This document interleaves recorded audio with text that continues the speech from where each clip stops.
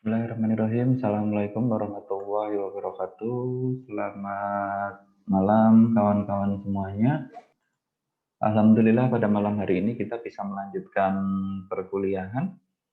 Kemudian pada malam hari ini seperti yang sudah disepakati pekan lalu bahwa akan ada dua kelompok yang bisa pindah-pindah.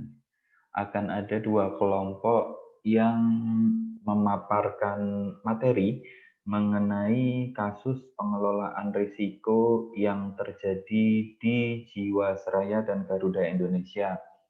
Mengapa dua perusahaan besar, semuanya plat merah ya kawan-kawan, dua perusahaan besar BUMN ini kita jadikan real case karena memang keduanya cukup menarik untuk dipelajari lebih lanjut. Kemudian kawan-kawan, untuk kelompok yang akan mempresentasikan pada malam hari ini, yang pertama kelompoknya kelas F ya. Kelas F, benar ya? Kelas F 2017. Mas Betul, Bapak. Iya, Pak. Mas Alka, siapa? Mas Patri ya? Siapa yang akan mempresentasikan? Alka, Pak. Satu kelompok juga, Pak. Baik. Saya berikan akses share screen untuk kelompoknya Mas Alka. Saya persilahkan Mas Alka atau siapapun untuk bisa share screen di sini. Silahkan, tentang Jiwasraya.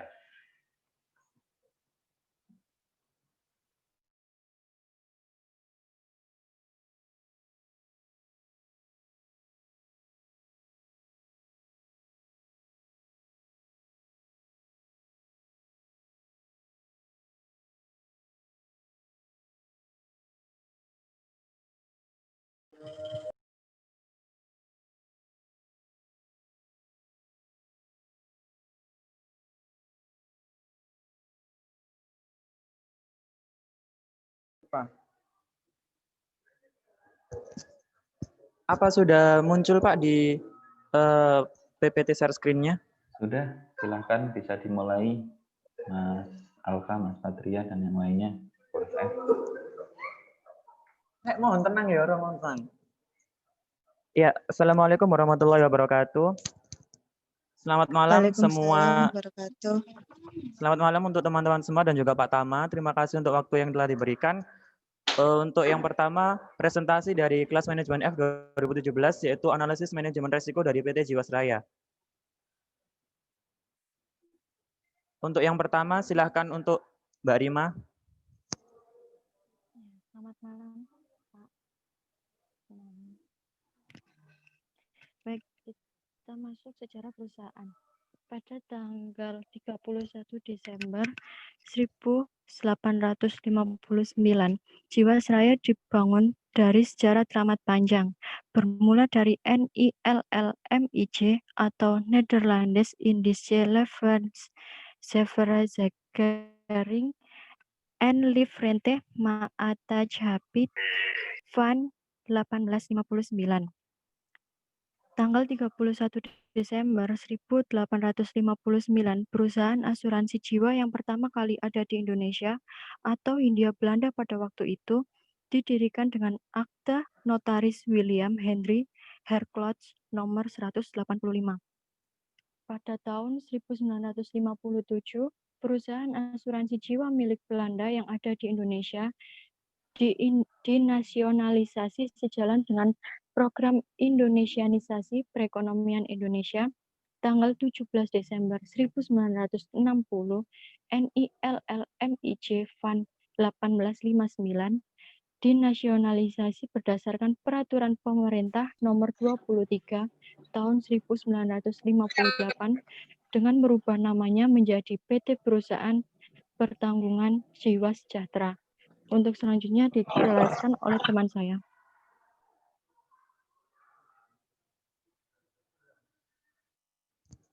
Next. Selanjutnya, pada tanggal 1 Januari 1966, berdasarkan Peraturan Pemerintah Nomor 40 Tahun 1965 didirikan perusahaan negara yang baru bernama Perusahaan Negara Asuransi Jiwasraya serta berdasarkan SK Menteri Urusan Perasuransian Nomor 2/SK/66 tanggal 1 Januari 1966. PT Pertanggungan Jiwa Dharma Nasional dikuasai oleh pemerintah dan diintegrasikan ke dalam Perusahaan Negara Asuransi Jiwasraya. Next. Untuk selanjutnya, tanggal 23 Maret 1973, berdasarkan Peraturan Perundangan Nomor 23 Tahun 1972 dengan Akta Notaris Muhammad Ali Nomor 12 Tahun 1973, Perusahaan Negara Asuransi Jiwasraya berubah status menjadi perusahaan perseroan atau persero asuransi Jiwasraya. Kemudian tanggal 21 Agustus 1984, perubahan anggaran dasarnya dan ditambah dengan Akta Notaris Sri Rahayu nomor 839 tahun 1984, tambahan Berita Negara nomor 67 tanggal 21 Agustus 1984 menjadi PT Asuransi Jiwasraya. Selanjutnya.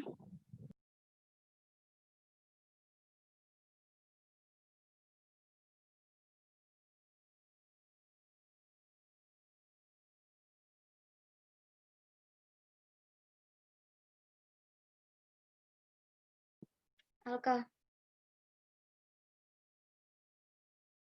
Untuk selanjutnya silahkan Mbak Devi untuk melanjutkan di tahun berikutnya. Untuk tanggal 14 Juli 2013, berdasarkan Undang-Undang Nomor 1 Tahun 1995, Akta Notaris Imas Fatima SH Nomor 10 tanggal 12 Mei 1988, Akta Perbaikan Nomor 19 tanggal 8 September 1998, Berita Negara Nomor 1671 tanggal 16 Maret 2000, Akta Perubahan Notaris Sri Rahayu H. Prasetyo SH nomor 03 tanggal 14 Juli 2003 menjadi PT Asuransi Jiwasraya Persero. Selanjutnya, Mas Patria.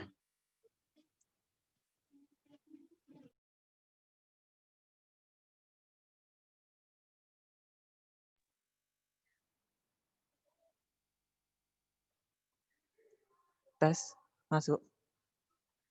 Kemudian pada tahun 2008 sampai sekarang masih ada pembaruan terkait dengan di dokumen-dokumen perusahaan yang diantaranya adanya penambahan Akta Nomor 155 Tahun 2008 yang mendapat persetujuan Menteri Hukum dan HAM RI atau Republik Indonesia sesuai dengan SK Nomor AHU-98990-AH.01.02.2008 tahun 2008. Next. Identifikasi dan analisis resiko. Pada tahun 2000, PT Jiwasraya sudah memiliki banyak sekali masalah. Di tahun 2006, OJK dan BUMN mencatatkan Jiwasraya melakukan rekayasa akuntansi pada lembaga keuangan dan menghasilkan laba semu. Ekuitas Jiwasraya negatif hingga 3,29 triliun karena aset yang dimiliki lebih kecil daripada kewajiban. Analisis yang kami ambil yaitu Jiwasraya menggunakan pandangan klasik, karena semakin besar resiko, semakin besar keuntungan yang diambil, tetapi nyatanya malah merosot dan rugi. Untuk tahun 2011, PT Jiwasraya melakukan skema reasuransi dan mencatat surplus sebesar 1,3 triliun, tetapi tidak memiliki keuntungan ekonomis akibat dari skema reasuransi.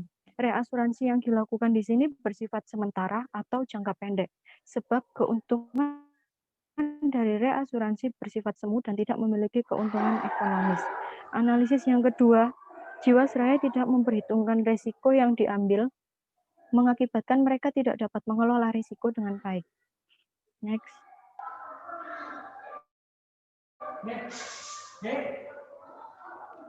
Selanjutnya, pada tahun 2012, Bapepam LK memberi izin produksi JS Proteksi Plan yang bekerja sama dengan bank. Bapepam LK atau Badan Pengawas Pasar Modal dan Lembaga Keuangan merupakan sebuah lembaga di bawah naungan Kementerian Keuangan yang bertugas membina, mengatur, dan mengawasi sehari-hari kegiatan pasar modal, serta merumuskan dan melaksanakan kebijakan dan standarisasi teknis di bidang lembaga keuangan. Di sini Bapepam LK memberikan izin produksi JS Proteksi Plan atau merupakan produk tabungan berencana yang menawarkan imbal hasil tetap dengan tingkat keuntungan yang lebih tinggi dari jumlah investasi lain. Di sini PT Jiwasraya menawarkan kepada para nasabahnya untuk jadi dia itu menawarkan kepada para nasabahnya untuk melakukan investasi, di mana uang hasil investasi tersebut akan dimasukkan oleh PT Jiwasraya ke dalam reksadana dan saham. Tetapi salahnya di sini PT Jiwasraya tidak memikirkan bahwa reksadana dan saham itu tidak memiliki hasil keuntungan yang tetap. Di sisi lain, mereka akan nantinya bisa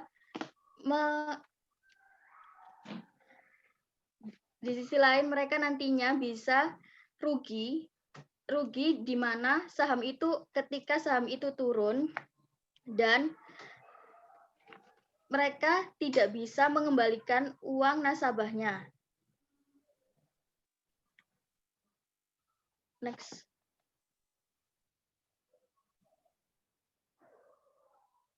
Next apa iki? 2000 Devi.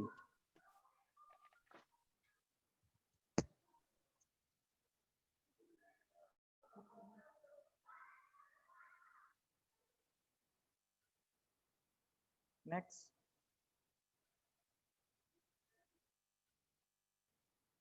Devi, suaramu. Dah. Dev. Oke, maaf, akan saya ulang lagi. Untuk tahun 2014, Jiwasraya mensponsori klub bola alih-alih mencari keuntungan untuk perusahaan. Nah, klub bola ini yang dimaksud ini adalah Manchester City. Pada saat itu, kondisi keuangan Jiwasraya sedang dalam kondisi buruk. Dengan rasio pencapaian solvabilitas kurang dari 120% dan adanya penyalahgunaan wewenang dan laporan aset investasi keuangan yang overstate dan understate. Padahal pemerintah memberikan peraturan bahwa semua perusahaan asuransi wajib memiliki rasio solvabilitas di atas 120%. Nah, sedangkan pada Jiwasraya ini di bawah 120%. Dan selanjutnya untuk tahun 2017, OJK memberikan sanksi pertama karena adanya keterlambatan laporan aktuaris pada tahun 2017. Tetapi kondisi keuangan Jiwasraya sudah mulai membaik dan mendatangkan pemasukan sebesar 2,1 triliun rupiah dan laba yang dihasilkan mencapai 2,4 triliun rupiah, namun kekurangan cadangan premis hingga 7,7 triliun. Tidak ada perhitungan impairment atau penurunan aset. Ketika diadakan audit utang laba bersih signifikan turun menjadi 360,3 miliar rupiah. Selanjutnya. Sebentar, saya mau menambahkan. Sebentar ya. Oke.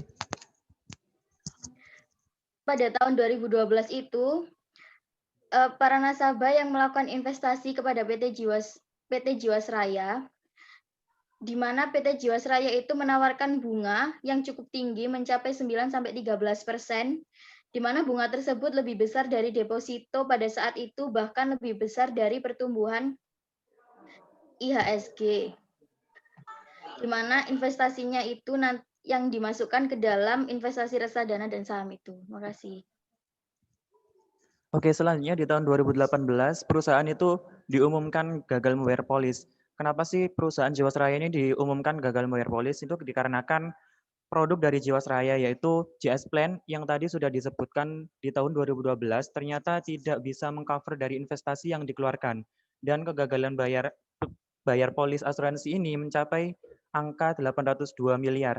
Dan saat itulah produk JS Plan yang akhirnya dihentikan dengan kerugian yang mencapai 15,3 triliun rupiah. Nah, analisis yang didapatkan setelah berkaca dari produk saving plan atau produk JS Plan ini yang dari tahun 2012 yang diterbitkan oleh Jiwasraya, perusahaan itu menawarkan imbal hasil 9 sampai 13%, dan angka itu lebih besar dari tingkat suku bunga deposito sepanjang tahun 2018 ini, yaitu sebesar 5,2% sampai 7%. Dan pertumbuhan IHSG yang sudah disebutkan di tahun 2012 tadi itu menjadi minus 2,3%. Next. Baik, terima kasih saya ucapkan kepada Alka. Selanjutnya pada tahun 2019 adalah klimaks dari persoalan Jiwasraya. Setelah itu, kondisi keuangan Jiwasraya menjadi perhatian publik.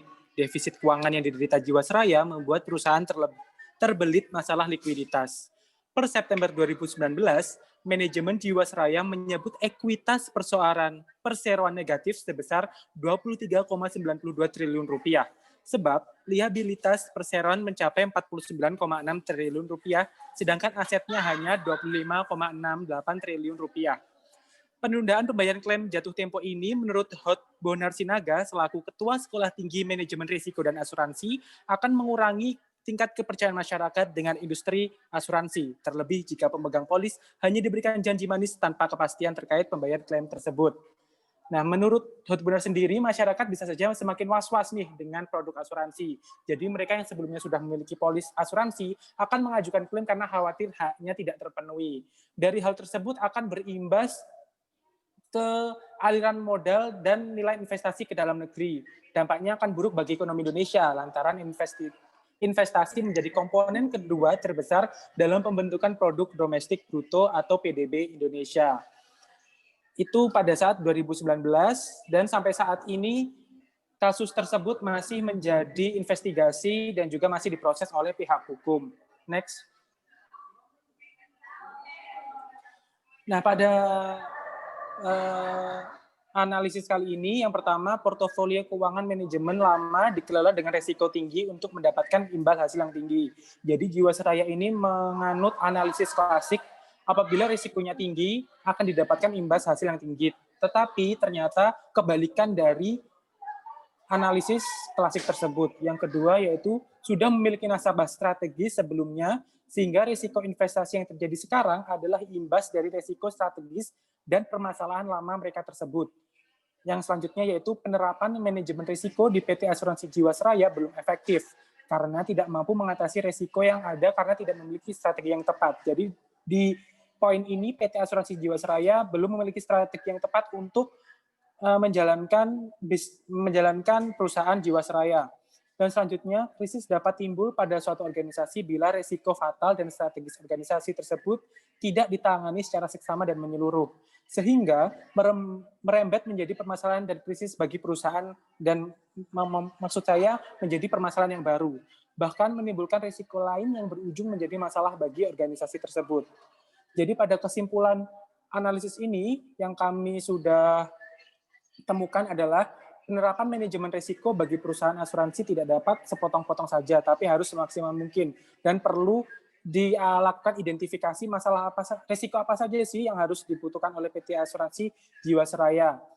Selanjutnya, penerapan manajemen risiko harus dibangun secara sistematis dan terintegrasi sampai menjadi budaya perusahaan yang sehat sehingga pengelolaan risiko menjadi efektif. Hal ini hanya dapat terwujud bila penerapan manajemen risiko dijalankan oleh sumber daya manusia yang kompeten dalam bidang manajemen risiko dan berintegritas tinggi. Jadi pada intinya, kembali lagi kepada masing-masing pribadi, sumber daya manusia yang berkompeten, itu akan mendukung penerapan manajemen risiko menjadi lebih baik lagi. Cukup sekian dari kelompok kami. Terima kasih. Selanjutnya, apabila ada pertanyaan dan mungkin ada tambahan dari Bapak Sutama, kami silakan.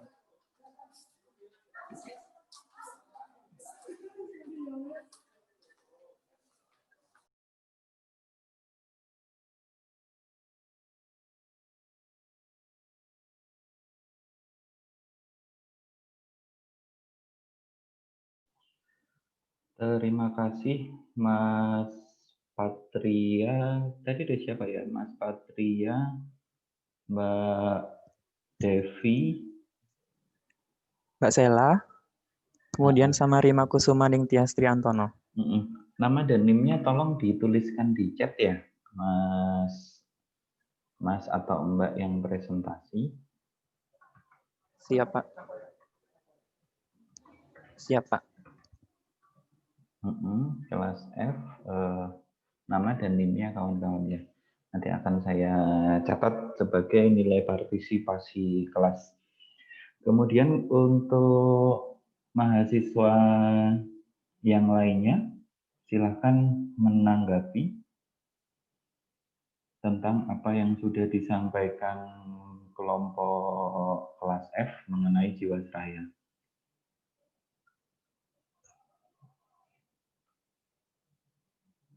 Masa nggak ada? Kalau nggak ada, saya akan tanya ngacak nih ke kalian.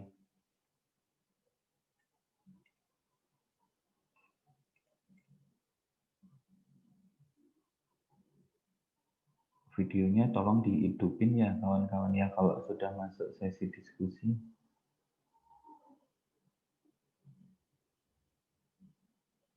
Nggak ada nih.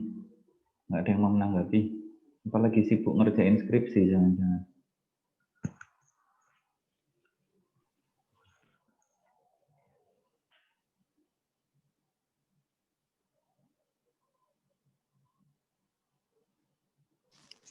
Saya, Pak. Boleh, silahkan Mbak. Saya Najunda dari kelas manajemen D. Ya, Mbak Najunda. NIM-nya berapa, Mbak?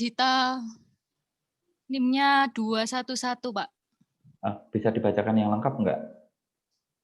171.500.211.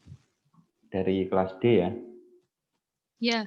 Baik, silakan Mbak Najunda. Najunda ya, Mbak Najunda. Silakan. Ya, Pak.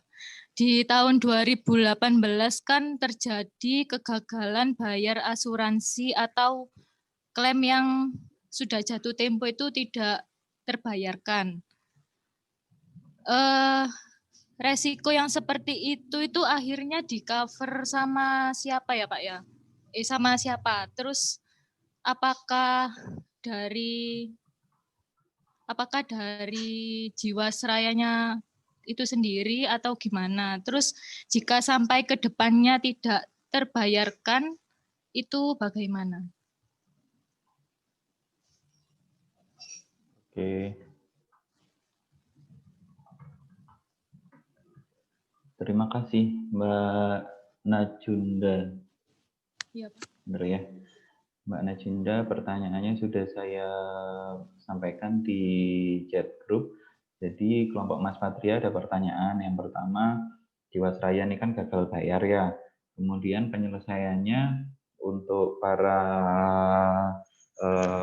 masyarakat yang sudah memberikan dananya untuk diinvestasikan di Jiwasraya ditanggung oleh siapa tuh? Karena kan dia gagal bayar, kerugiannya ditanggung oleh siapa? Kemudian hingga saat ini progres kasusnya bagaimana? Apakah sudah selesai? Apakah ada pergantian direktur dan sebagainya? Silakan Mas Patria, Mbak Sela, Mbak Dewi, Mas Alka, Mbak Rima.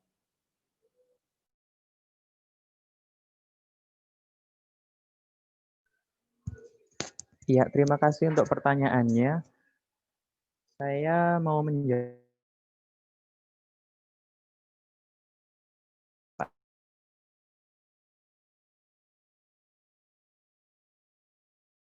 Oke, baik. Saya mewakili Alka dan kami akan menjawab untuk persoalan Jiwasraya ini sampai saat ini masih menjadi masih dalam investigasi dan juga masih dalam diproses oleh pihak yang bertanggung jawab. Nah, untuk yang menanggung persoalan ini, pemerintah juga tanggung jawab dan juga OJK, Otoritas Jasa Keuangan, seperti itu. Itu yang dari kami sampaikan. Ada tambahan lagi? Oke. terkait dengan keberadaan otoritas jasa keuangan, apakah sama sekali tidak ada fasilitasi untuk menyelesaikan kasus ini?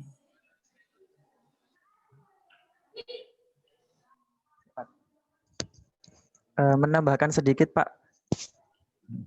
Dari Patria tadi, kan OJK juga mengcover. Akan tetapi dari berita yang saya ikuti, OJK itu tidak mampu untuk mengcover dari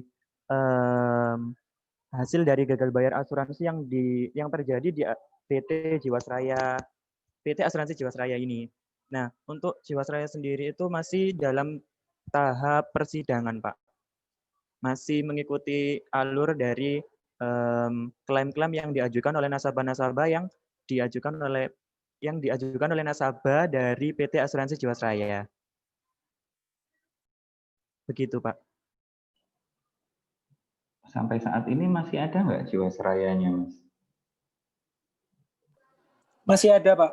Tapi masih dalam proses pertanggungjawaban itu tadi kepada pihak yang berwajib. Masih beroperasi kah perusahaannya? Masih, Bapak, untuk saat ini. Oh, pernah dengar yang namanya Nusantara Life enggak? Apa, Bapak? Enggak terdengar. Nusantara Life.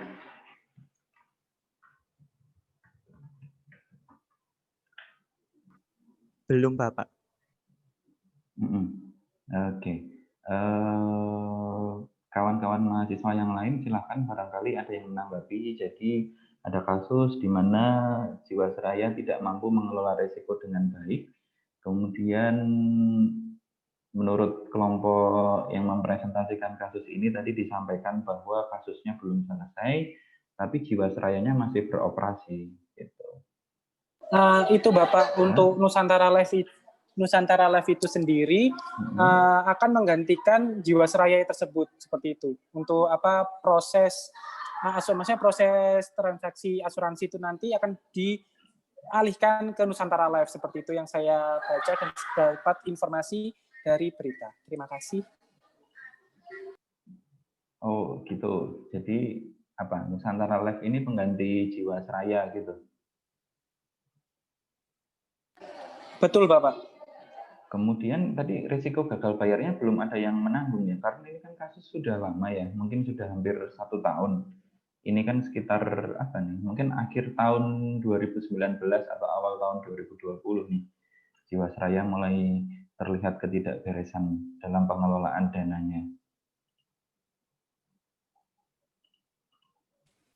Saya mau menambah ya, Pak. Nanti dulu, Mas Fajar. Nanti dulu. Oh iya.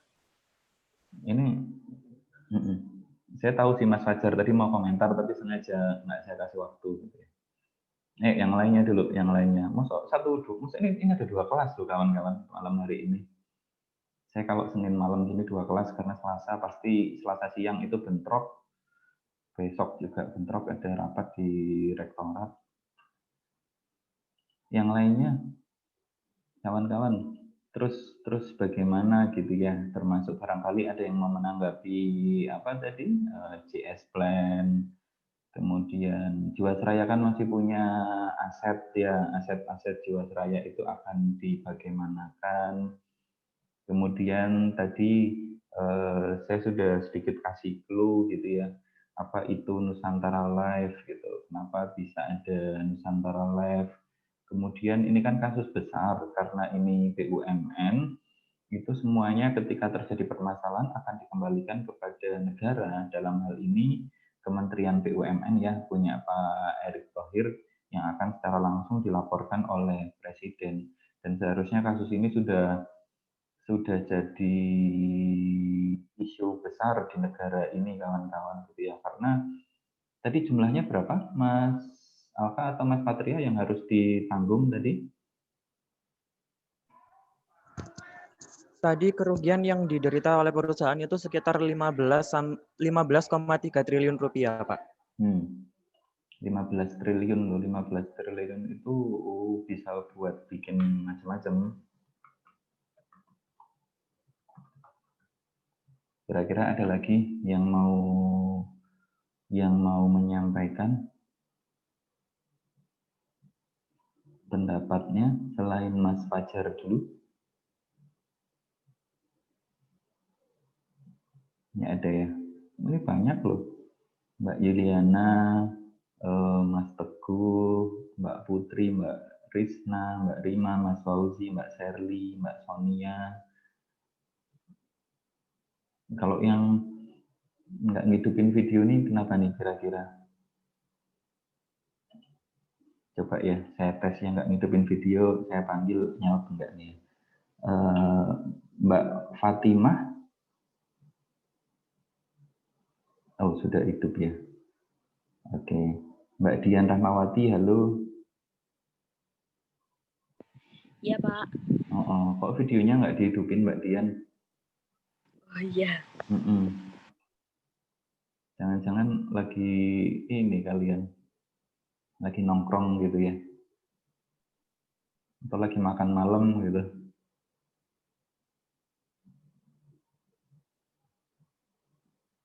Mas Agus Salim, Mas Muh Agus Salim. Ya. Hadir, Pak. Halo, Mas Muh Agus Salim.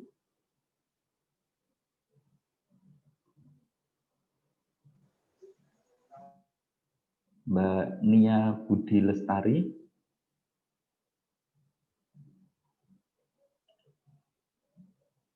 Mas Putra Pratama. Halo, Mbak Friska Aprilia. Mbak Arofatul Aliyah. Tuh kan nggak nyaut nih. Oh, ini ada nih. Mbak Arofatul nih. Mbak Arofatul Iya. chat. Tuh, Mas atau Mbak ini? Mas atau Mbak itu? Saya cewek, Pak. Mbak. Mohon maaf, Bapak. Oh iya. Karena tadi ada suara cowok. Oh iya, mohon maaf. Soalnya lagi di jalan. Oke, baik. Ini ya, ada Ya. pertanyaan lagi. Kenapa Jiwasraya disuntik? Disuntik ya. Kenapa Jiwasraya disuntik dalam tanda kurung talangi oleh dana APBN sehingga merugikan seluruh rakyat Indonesia? Mas Alka, Mas Patria, Mbak Sela, Mbak Devi, Mbak Rima.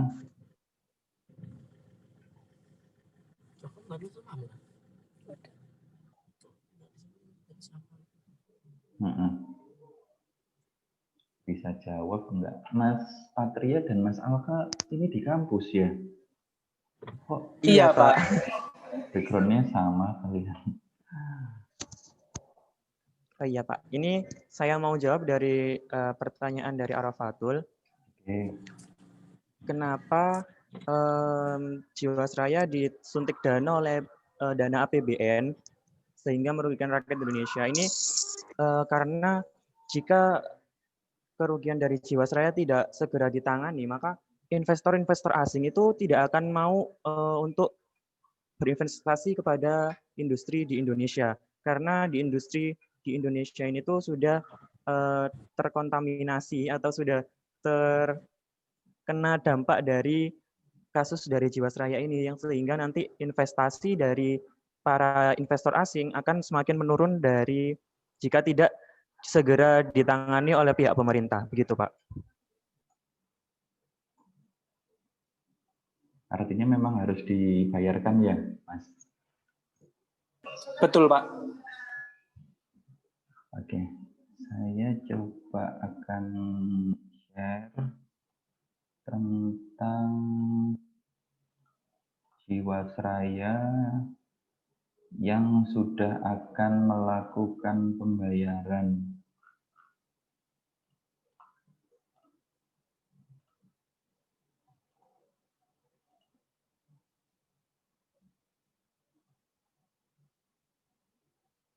Oke, update kasus tentang Jiwasraya yang terakhir itu sudah disampaikan oleh Pak Menteri Erik gitu ya. bahwa asuransi Jiwasraya akan kembali mengembalikan dana gagal bayar secara bertahap. Jadi Erik mengungkapkan pihaknya mengusulkan PNM kepada BUMN dengan total sebesar 37,18 triliun pada tahun 2021, kawan-kawan, gitu ya. Jadi memang keadaannya cukup sulit. Kalau tadi memang disampaikan kenapa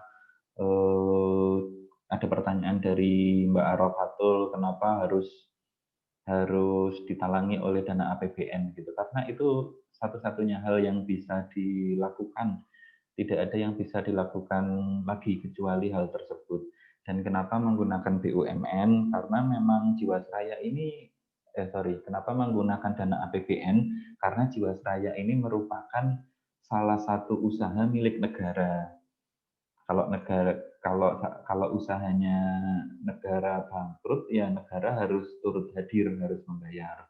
Walaupun memang apabila dirasakan ya ada ketidakadilan, ketidakfairan gitu ya. Tapi ya mau bagaimana lagi, itu memang harus dilakukan. Sebelum saya lanjutkan, teman-teman, saya kelupaan kelas D. Habis ini ada kuliah nggak sih? Itu kelupaan saya. Kelas D siapa kelas D?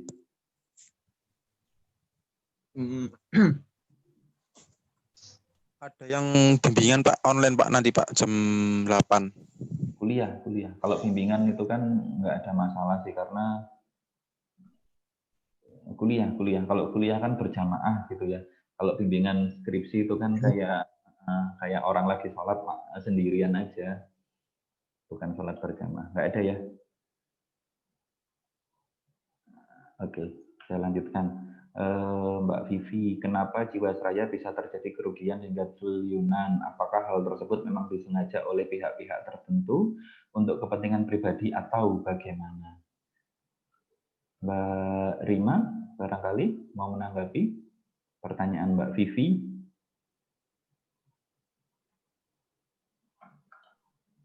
Saya mungkin, Pak.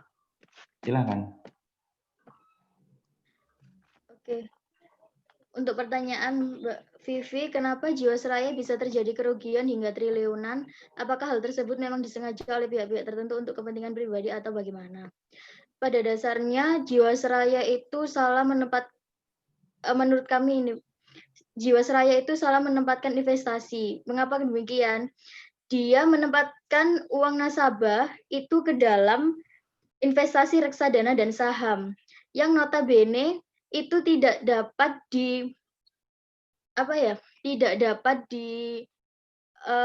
dipegang apakah itu bakal mendapat keuntungan, karena pada dasarnya harga saham itu naik turun tidak dapat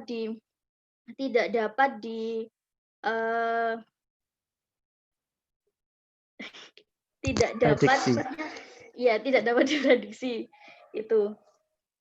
Dan pada saat itu Jiwasraya juga menawarkan bunga yang cukup tinggi kepada para hingga 9-13%, di mana bunga tersebut itu lebih besar dari deposito pada saat itu dan lebih besar dari indeks harga saham gabungan pada saat itu.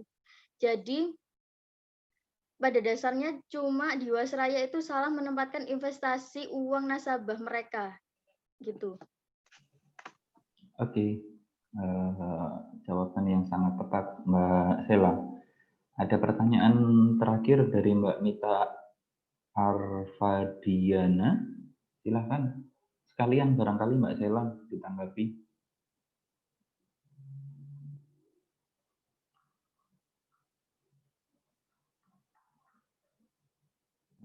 Apakah ada aktor intelektual yang bekerja di belakang?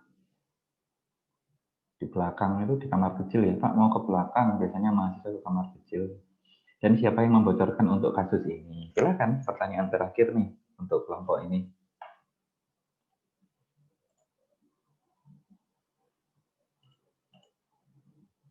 Bisa jawab Mbak Sela? Atau kelompok yang lain barangkali ada yang mau bantu?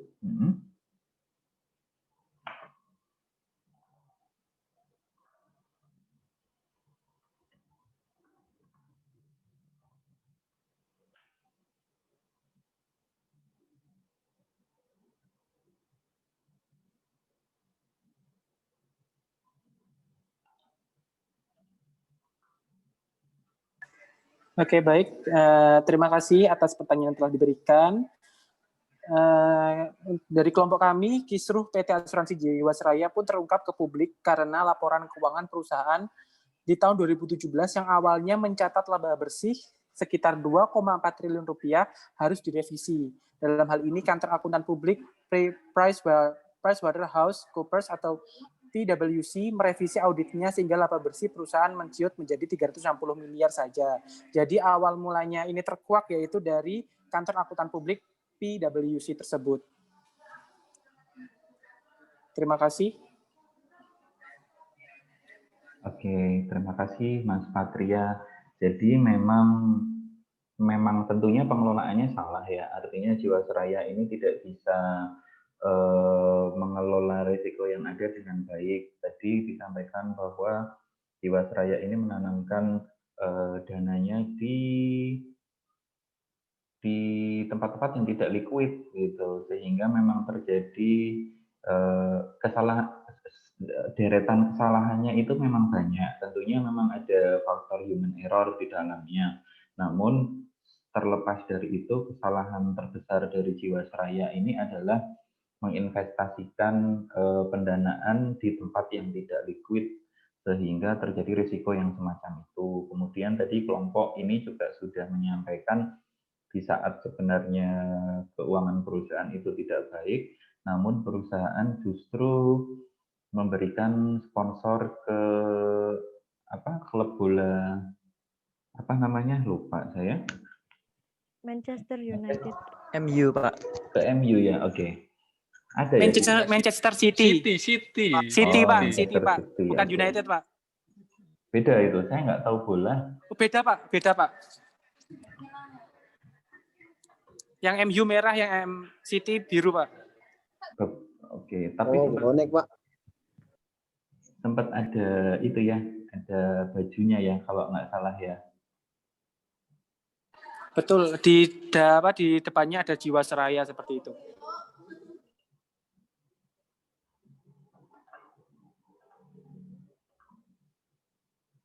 Oke, nah dari hal semacam itulah sebenarnya yang menjadikan Jiwasraya ini kan sudah jatuh sebenarnya gitu ya, tapi masih ditambah dengan hal-hal yang sebetulnya tidak perlu dilakukan. Gitu. Kalau memang Jiwasraya ini belajar manajemen risiko yang baik, harusnya dia tidak melakukan itu. Gitu. Memang beberapa perusahaan itu ketika bisa mensponsori klub bola besar gini ya, Manchester City, itu memang ada kebanggaan tersendiri dan harapannya pasti Jiwasraya ini bisa mendapatkan pengembalian dana yang besar gitu. Harga sahamnya menjadi bagus dan seterusnya, tapi ternyata tidak, justru kesalahannya semakin menumpuk. Oke, satu pertanyaan nanti dijawab di chat aja, kelompok kelas F. Saya rasa cukup ya. Barangkali ada kesimpulan lagi selain kesimpulan yang ada di slide tadi yang akan disampaikan oleh kelompok ini terkait khususnya pengelolaan manajemen risiko yang buruk dari Jiwasraya dan harusnya bagaimana.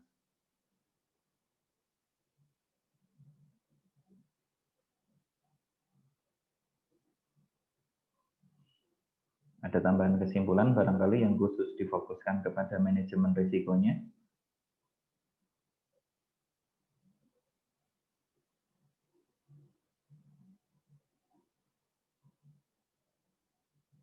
Mas Patria atau Mas Alka? Saling tengok nampaknya kalian.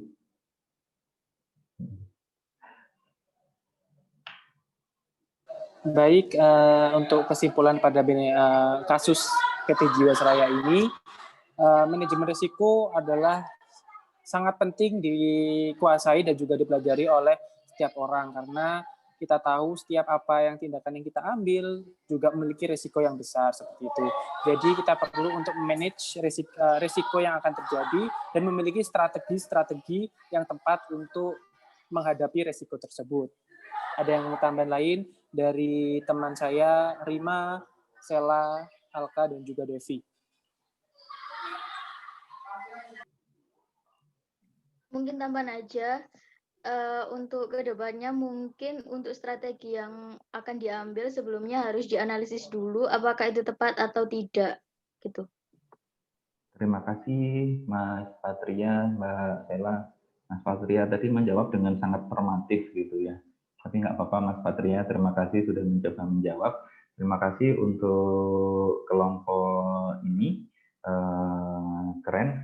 Kemudian dilanjutkan dengan kelompok dari kelas D yang akan membicarakan mengenai kasus yang terjadi di penerbangan perusahaan penerbangan, satu-satunya perusahaan penerbangan kebanggaan bangsa Indonesia, kawan-kawan. Karena memang Garuda Indonesia ini adalah maskapai yang digadang-gadang menjadi maskapai terbaik. Silakan di-share screen, saya berikan akses kelas D yang Mbak Daniar.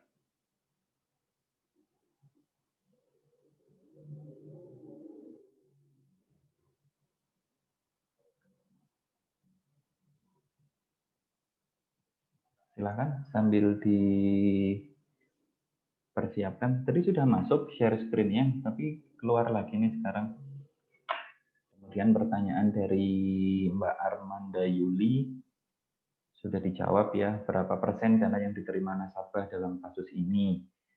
Sudah dijawab oleh teman-teman yang presentasi, untuk dana yang akan diterima akan dibayarkan 100% tetapi dicicil mulai kuartal 1 tahun 2020. Artinya belum ada yang dibayarkan secara keseluruhan. Ya. Silakan kelompok Garuda Indonesia, tadi sudah muncul, kok hilang lagi?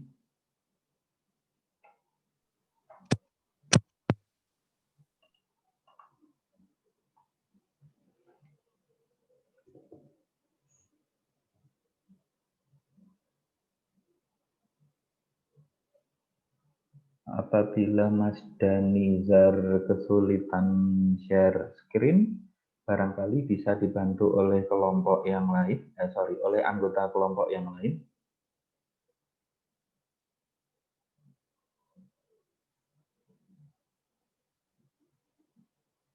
Mungkin koneksi di Mas Danizar masih belum stabil. Sembari menunggu kelompok Mas Danizar mempersiapkan screen-nya, kenapa Garuda Indonesia ini masuk ke dalam pembahasan manajemen risiko? Karena itu tadi kawan-kawan yang saya sampaikan di awal, Garuda Indonesia itu merupakan maskapai besar. Bahkan tidak hanya di Indonesia. Di Indonesia punya beberapa maskapai BUMN ya. Garuda Indonesia juga masih punya anak perusahaan penerbangan juga. Namun demikian Garuda Indonesia itu salah satu maskapai terbaik di dunia. Ketika mendapat gelar seperti ini, artinya dari segala sisi, segala aspek Garuda Indonesia itu bagus. Dan itu memang saya rasakan secara pribadi bahwa ketika menggunakan jasa Garuda Indonesia, saya bandingkan, mohon maaf, dengan Lion Air misalkan, itu memang jauh kawan-kawan gitu ya. Mulai dari sisi profesionalismenya, mulai dari sisi handling kepada orang-orang yang menggunakan jasa penerbangannya itu jauh banget gitu ya. Salah satu indikator yang paling jelas adalah usia pramugari ya. Pramugari di Garuda Indonesia itu sudah relatif senior. Oke, screen-nya sudah mulai terbaca Mas Danizar. Minta tolong handphonenya di-rotate agar tampilannya bisa full screen.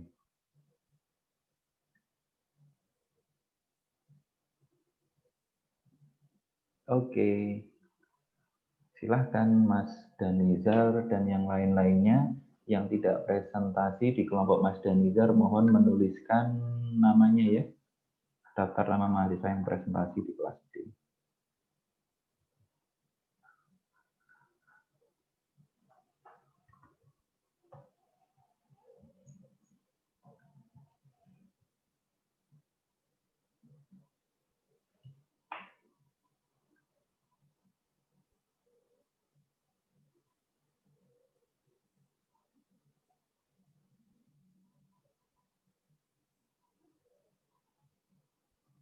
Mas Danizar sepertinya terkendala di audionya.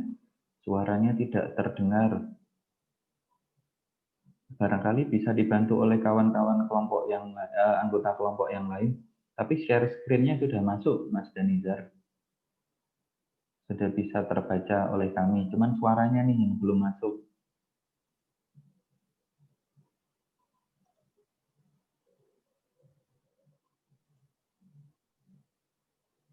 Siapa lagi ya kelompoknya ini ya? Atau cuma sendiri? Atau sendiri?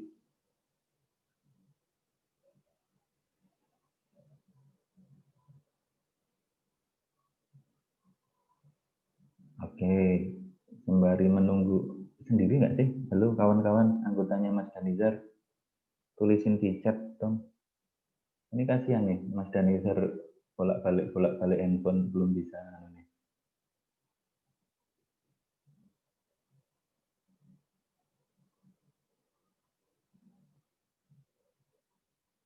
Salah satu tulisan yang saya baca di screen-nya Mas Danizar ini skandal penyelundupan Harley dan Brompton. Oke, jadi Direktur Utama Garuda Indonesia pada waktu itu melakukan hal di luar wewenangnya. Salah satunya melakukan penyelundupan Harley dan Brompton. Itu murni human error, kawan-kawan. Dan harusnya ada warning di bagian standar pelaksanaannya di mana itu tidak boleh dilakukan, gitu ya. Karena nggak mungkin kok orang nggak tahu kalau itu Brompton.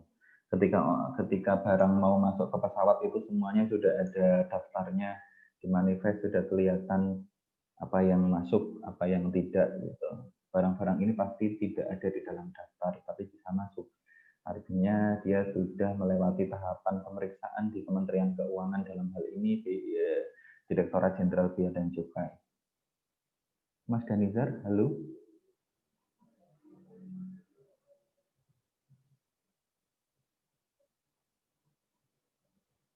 Atau kalau perlu bantuan boleh dikirimkan ke temanmu yang ada di kelas materinya biar dibantu screen-kan.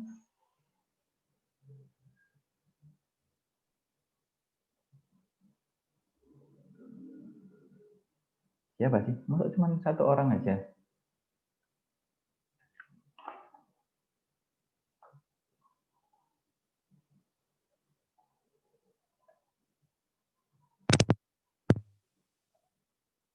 Mbak siapa? Mbak Suci ya di kelas ini ya.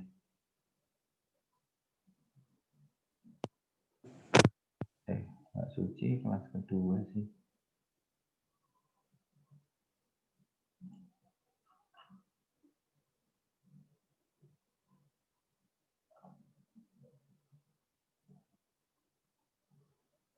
Siapa ya kelas D? Saya kok agak lupa. Mas Ganam.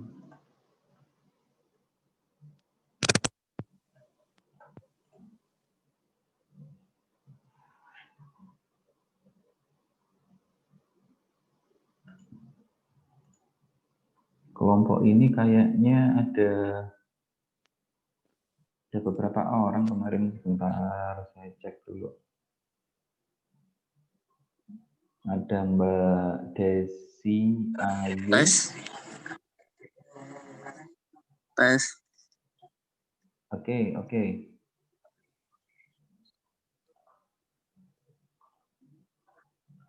Ya, silakan Mas, silakan.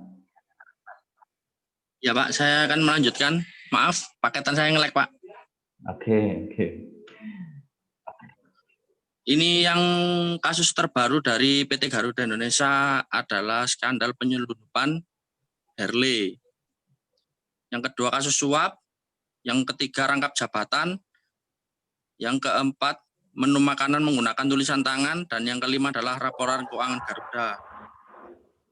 Dan saya akan membahas yang dugaan penyelundupan Harley dan Brompton dalam penerbangan seri Flight GA9721 tipe Airbus A330-900 Neo dari Perancis pada Desember 2019 lalu. Dan mengakibatkan pemberhentian sementara waktu untuk semua anggota direksi yang terlibat secara langsung ataupun tidak langsung dalam kasus tersebut. Onderdil motor gede yang diselundupkan dalam kabin pesawat tersebut kurang lebih ada 15 koli. Kisaran total harga sebesar 532 juta rupiah sampai 1,5 miliar.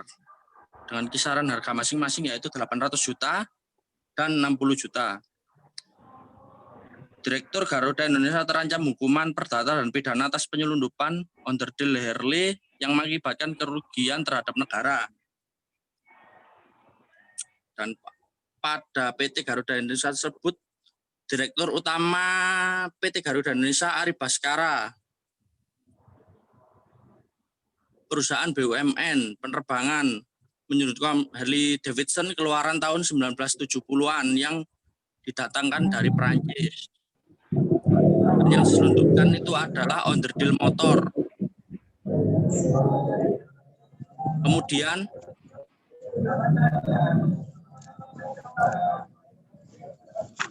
Ari Askara memberikan instruksi untuk melakukan pembelian motor Harley Davidson tipe Shovelhead tahun 1970-an pada tahun 2018.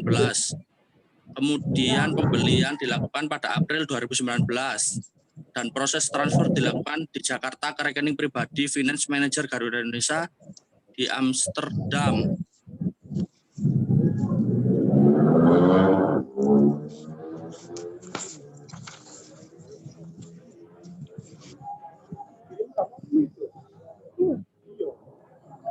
Sebelumnya dugaan penyelundupan tersebut ada anak buah Direktur Utama PT Garuda Indonesia dengan inisial SAS yang sempat pasang badan dengan kedok mengaku sebagai pemesan onderdil Harley Davidson ilegal tersebut.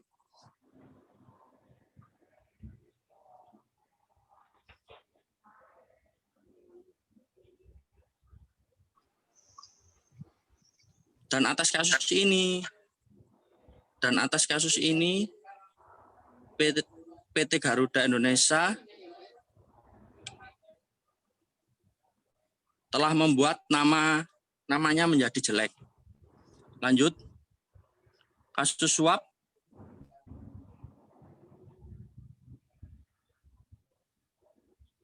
Selanjutnya, Desi Ayu.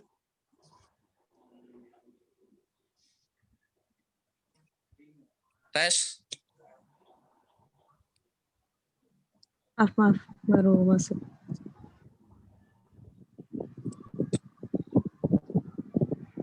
Danisar bisa dibantu slide-nya? Saya nyalek, Des.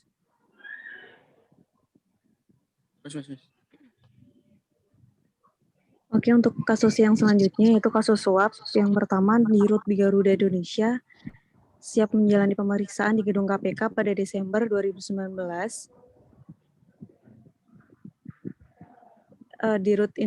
Dirut Garuda Indonesia dan Beneficial Owner Connaught International PTA Ltd ditetapkan sebagai tersangka suap pengadaan mesin dan pesawat di PT Garuda Indonesia. Suap tersebut tidak hanya dari perusahaan Rolls-Royce, tetapi juga dari pabrikan lain yang mendapatkan proyek dari PT Garuda Indonesia. Total yang diterima oleh Dirut Garuda Indonesia yaitu 5,79 miliar rupiah.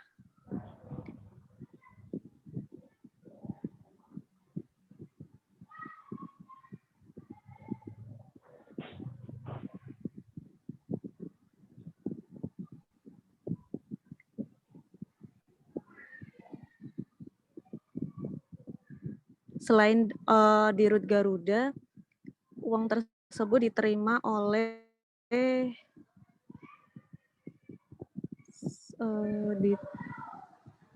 selain oleh Dirut Emir Syah Satar, uang tersebut diterima oleh Hadinoto sebesar 3,3 miliaran.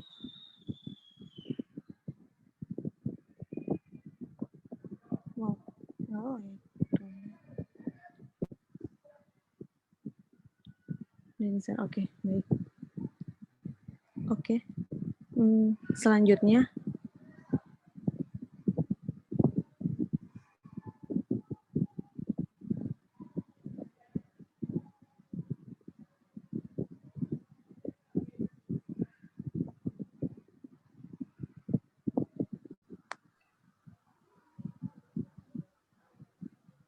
pas lagi ya. Mbak Desi Ayu, ada teman lain yang punya materinya nggak? Sebentar Pak, saya coba share. Kayaknya di Mas Nizar tadi ada kendala teknis, barangkali bisa dibantu.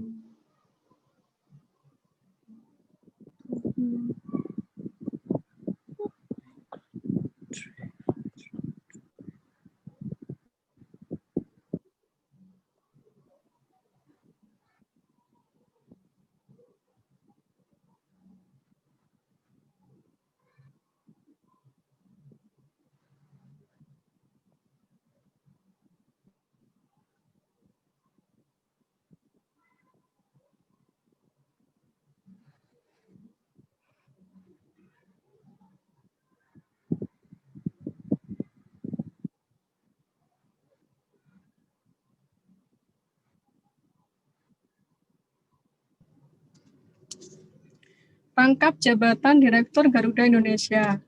Beberapa Direktur Garuda Indonesia dan Direktur Citylink Indonesia menjadi Komisaris dan Dewan Direksi Sriwijaya Air. Setelah Sriwijaya Air memutuskan untuk bergabung dengan Garuda Indonesia Group.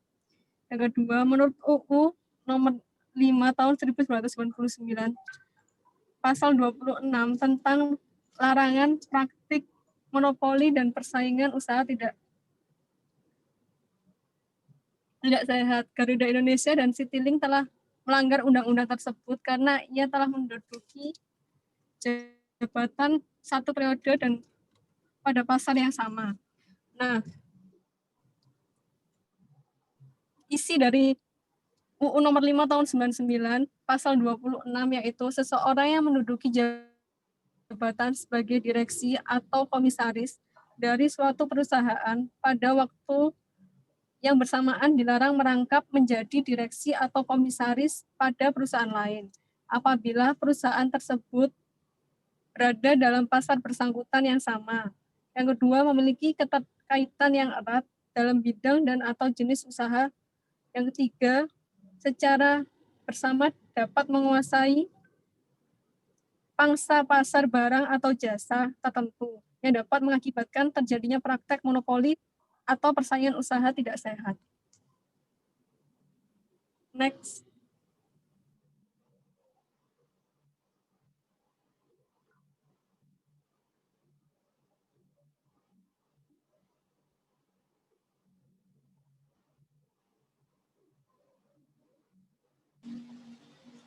Untuk yang selanjutnya, menu makanan dengan tulisan tangan.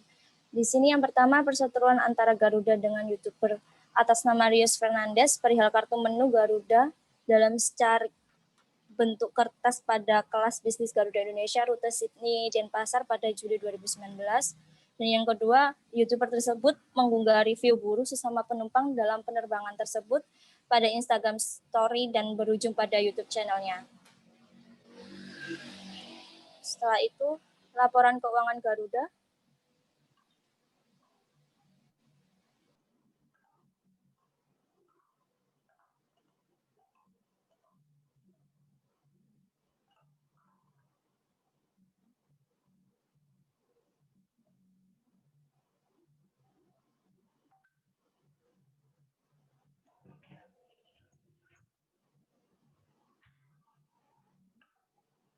Halo kawan-kawan, kelas Garuda Indonesia. Untuk laporan keuangan Garuda, mungkin bisa saya ambil ahli. Karena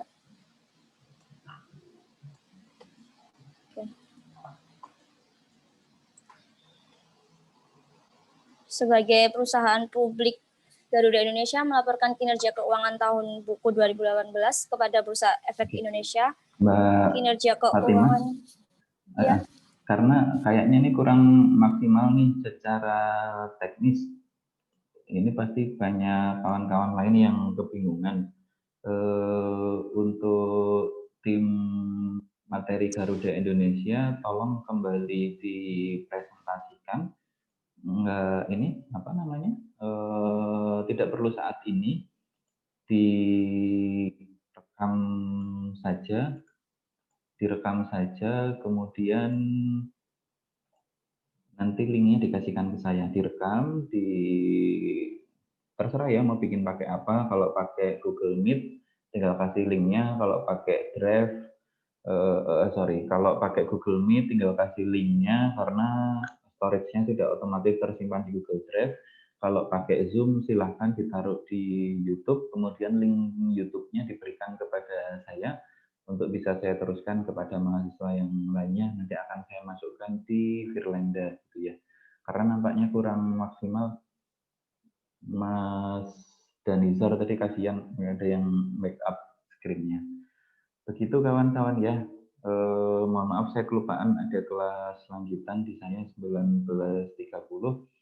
Saya rasa cukup demikian. Terima kasih tadi kelompok pertama yang sudah menyampaikan tentang Jiwasraya.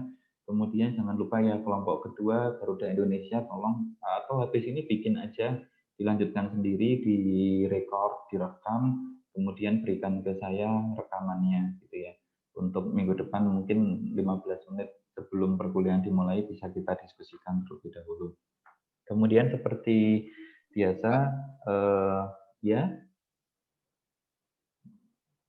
ada yang mau memberikan tanggapan. Kemudian seperti biasa untuk absensi silahkan tuliskan nama lengkap, diikuti dengan NIM, kemudian kelas. Waktunya seperti biasa kawan-kawan ya, 47, 10, 5 menit ya, 5 menit.